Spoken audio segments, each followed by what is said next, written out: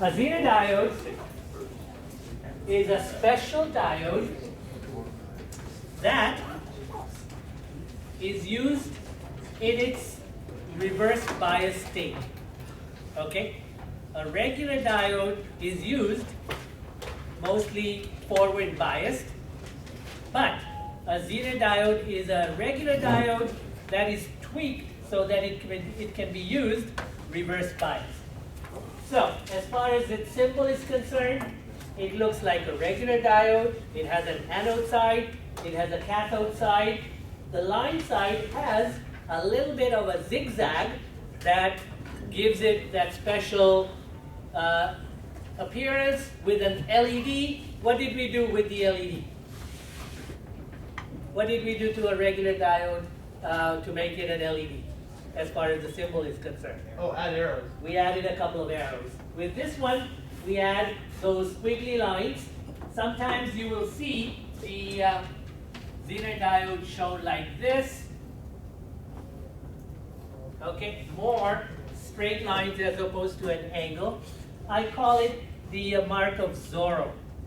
So you just have that little bit of a Z. It's because this scientist by the name of Zener invented the properties of the diode. So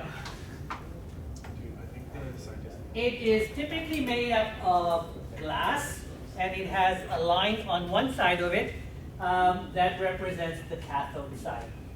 And we used one of these diodes in our first lab, if you recall.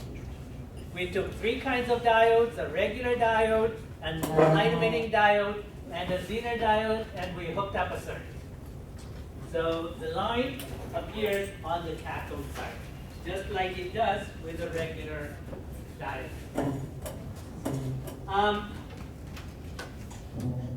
With a regular diode, we noticed in our lab number 2, that when we hook it up forward biased, current flows through the diode. But when it's reverse biased, current does not flow through a regular diode.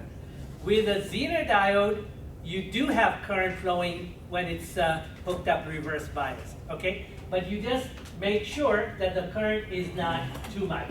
That is what the secret about a Zener diode is, that it will allow current to flow when it's reverse biased. So, with a regular diode, we primarily work in the first quadrant, where we have a forward voltage, we have a forward current. And with a regular diode, what was my forward voltage where it starts allowing current to flow? How much? 7 volts. 0.7 volts if it is silicon, 0.3 volts if it is germanium. With a Zener, look what we're doing. We are working primarily in the third quadrant, where we have a reverse voltage at the Zener, and we see a reverse current flowing in the Zener, and this area here, which is called the reverse breakdown region, is where we're going to use the Zener diode. Okay? So that's the thing you have to remember, that the Zener is going to be used reverse biased.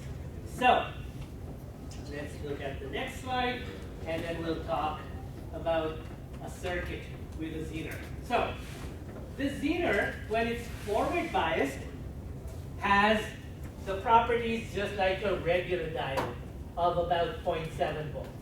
So it behaves like a normal diode when it's forward biased. However, the moment that you hook it up reverse biased, it's going to allow a current to flow through it, and the voltage across the Zener is going to remain relatively constant over a specific range of current.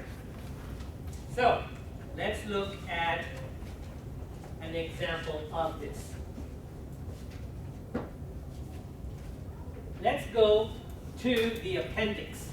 Let's go right to the appendix in our handout. Everybody go to appendix 1 now. Appendix 1 on page 7 shows all kinds of Zener diodes from 5225 through 5267, and they are shown in more details on the next page. So let's go to the back page. Do you have one of these? Yes. Let's go to the back page. The back page shows that we have in the first column a 5225, 26, 27. All of these Zeners have what's called a Zener voltage. And the voltage is the second column, nominal Zener voltage. Put a star right at column 2. And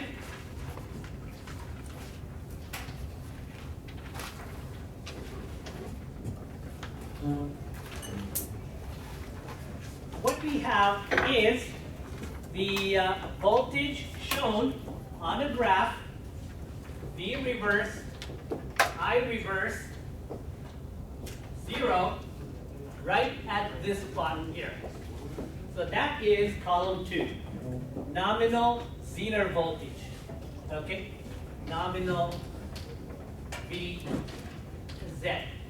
So that is the voltage where the Zener triggers and then allows current to flow.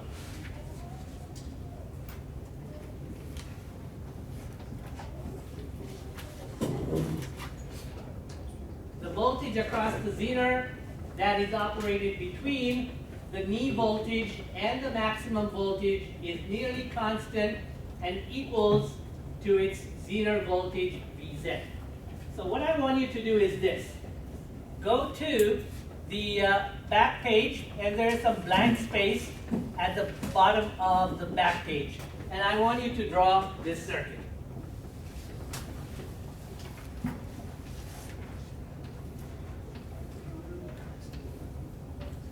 V supply, resistor, and Zener.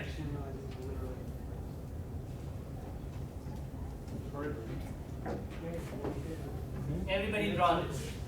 R, E1.